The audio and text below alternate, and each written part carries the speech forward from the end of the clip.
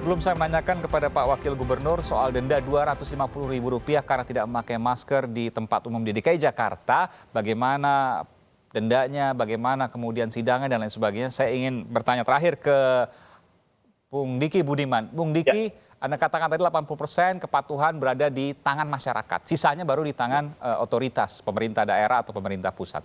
Apa yang bisa Anda sampaikan di sini supaya kita bisa sama-sama menekan angka positif?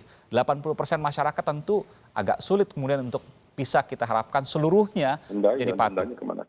Yang DKI kan?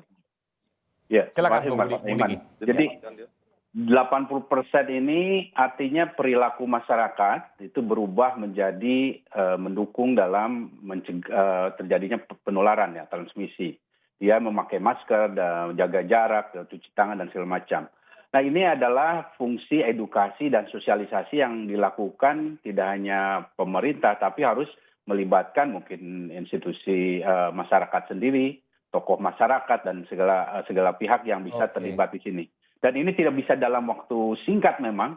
Waktu tercepat dalam riset untuk perubahan perilaku itu kan 18 hari itu. Nah, ini artinya kita harus lakukan semacam edukasi yang sangat masif, sosialisasi yang masif agresif sehingga mereka bisa merubah perilaku.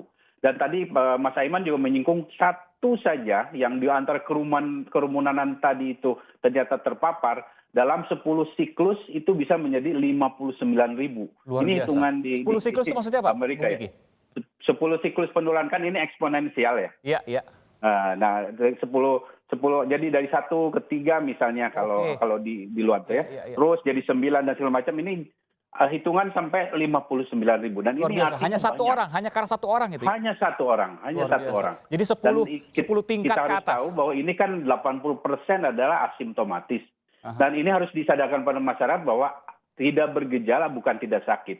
Artinya di dalam tubuhnya bukan berarti tidak ada sesuatu yang bisa berdampak ke jangka panjang. Ini yang harus dijelaskan sehingga pencegahan tetap lebih baik daripada sakit karena COVID-19. Baik, terima kasih, Bu. Baik, banyak data penting yang disampaikan Bung Diki Budiman. Di antara tadi ada 80% keberhasilan penanganan COVID ini ada di masyarakat, 20%-nya ada di pemerintah.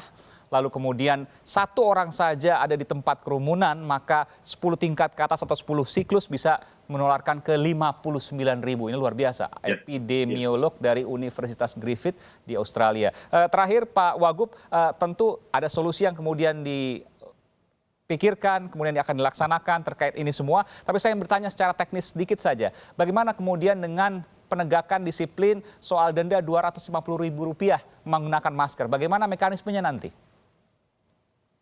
Ya, jadi yang pertama terkait denda, sebetulnya ketika PSBB sebelumnya kami telah melakukan Pergub 41 tahun 2020 tanggal 30 April terkait denda atau sanksi ya bagi semua, tidak hanya pengguna masyarakat yang tidak menggunakan masker, tapi restoran, hotel, unit kegiatan, kendaraan dan lain sebagainya. Ada 4 sanksi di situ, sanksi administratif, mulai dari sanksi teguran sampai sanksi segel dan pencabutan izin. Ada sanksi pidana, ada sanksi denda, mulai dari 100-250 ribu untuk masker, untuk hotel 5 sampai 25 sampai 50 juta dan seterusnya. Juga sanksi pidana.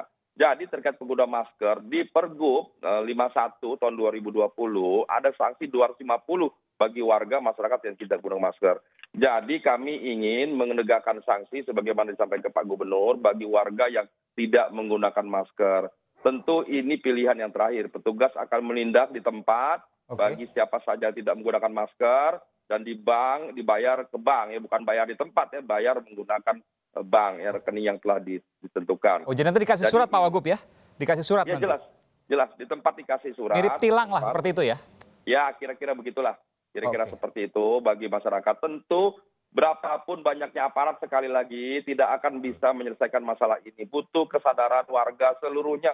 Mohon jangan nunggu ditilang atau jangan nunggu ditegur atau jangan nunggu didenda gitu loh. Berapapun uang yang kita kumpulkan dari hasil denda tidak ada artinya dibandingkan dengan dampak daripada penjabaran ini. Mohon masyarakat mengerti, tidak bermaksud kita ngumpulin uang Ya. atau menegakkan denda atau pidana, bukan itu. Kita ingin kita segera mengakhiri penyebaran COVID ini, memutus mata rantai dengan cara apa? Taat patuh pada protokol Baik. COVID. Jadi sekali lagi yang 80% tadi sampaikan Mas Diki betul, butuh kesadaran penuh keluarga. Dan kami terima kasih Mas Aiman untuk selalu terus-menerus dengan berbagai cara dukungan media, dengan kreativitas dan inovasinya media untuk membantu kita semua agar menyadarkan pada masyarakat, ya. Tidak hanya 50% di bus atau di kantor, tapi yang paling penting dalam prosesnya tadi, waktu antrian itu semua antriannya. Betul. Itu antriannya Baik. sulit sekali, apalagi tadi dirangkas begitu ya, masyarakat karena berpikir ini kereta nanti jangan-jangan nggak datang lagi, nggak lewat lagi. Iya. Sehingga wajar kalau masyarakat memaksakan diri begitu, akhirnya lupa bahwa ini sedang ada COVID begitu, Mas Aiman.